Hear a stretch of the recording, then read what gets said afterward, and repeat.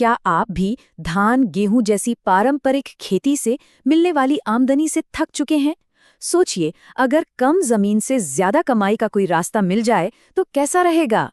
आज का हमारा ये विश्लेषण आपकी खेती की सोच को पूरी तरह से बदल सकता है, क्योंकि औषधीय पौधों की खेती एक ऐसा सुनहरा मौका है जो पारंपरिक फसलों से कहीं ज्यादा मुनाफा दे सकता है। तो चलिए एक नजर डालते हैं कि आज हम क्या क्या जानने वाले हैं। सबसे पहले हम समझेंगे कि खेती का ये नया मोर्चा आखिर है क्या। फिर हम अश्वगंधा और एलोवेरा जैसी दमदार फसलों को करीब से देखेंगे। इसके बाद हम उन फसलों की बात करेंगे जो और भी मोटा मुनाफा देती हैं। और फिर ये भी समझेंगे कि फसल काटने से लेकर पैसे हाथ में आने तक का सफर कैसा होता है। और हाँ, सबसे जरूरी, इस काम में सरकार आपकी मदद कैसे कर सकती है, इस पर भी बात होगी। तो चलिए शुरू करते हैं हमारे पहले सेक्शन से, खेती का एक नया मोर्चा। ये सिर्फ एक और फसल का विकल्प नहीं है, बल्कि ये भारत में खेती से होने वाली कमाई का भविष्य है।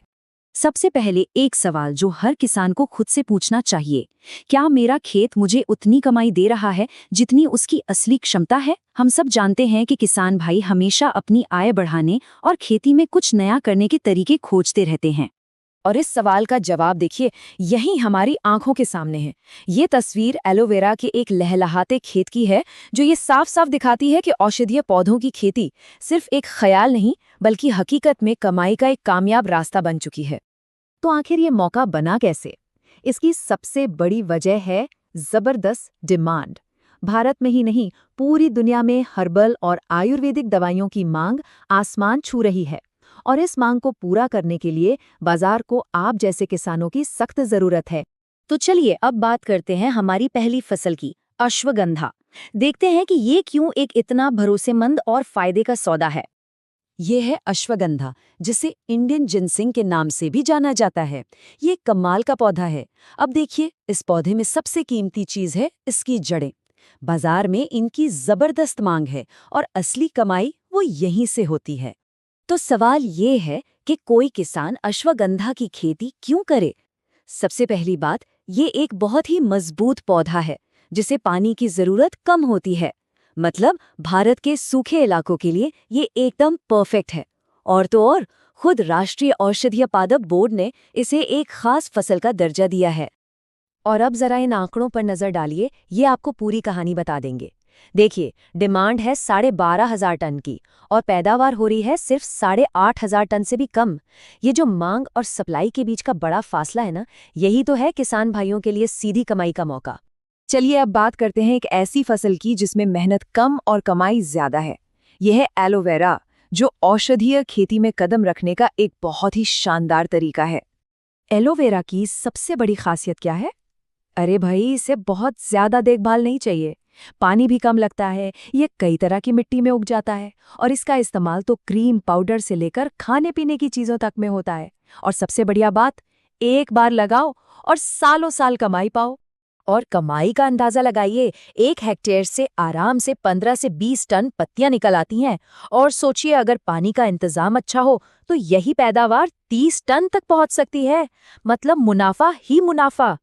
ठीक है, तो अब बात करते हैं उन किसान भाइयों की जो खेती में एक लेवल ऊपर जाना चाहते हैं, जो थोड़ा ज्यादा हुनर लगाकर और भी मोटा मुनाफा कमाने के लिए तैयार हैं। ये है सफेद मूसली। इसमें मुनाफा बहुत तगड़ा है, लेकिन एक बात याद रखनी होगी, इसमें सही जानकारी और अच्छी क्वालिटी के बीज बहुत जरूरी हैं। अगर सही खरीदार मिल गया तो 1 हेक्टेयर से 3.5 से 4.5 लाख तक की कमाई कहीं नहीं गई। लेकिन हाँ, इसके लिए मिट्टी की और कटाई की तकनीक की अच्छी समझ होनी चाहिए। तो आइए इन दोनों फसलों की जरूरतों को फटाफट समझ लेते हैं। देखिए, सफेद मूसली को चाहिए गर्म मौसम और ऐसी मिट्टी जहां पानी न रुके। वहीं स्टीविया, जिसे मीठी पत्ती भी कहते हैं, उसे नमी वाला मौसम और उपजाऊ मिट्टी पसंद है। और हाँ, ये सूखा बिल्कुल बर्दाश्त नहीं कर सकती। अब आप सोच रहे होंगे कि स्टीविया जैसी खास फसल को बेचेंगे कहाँ?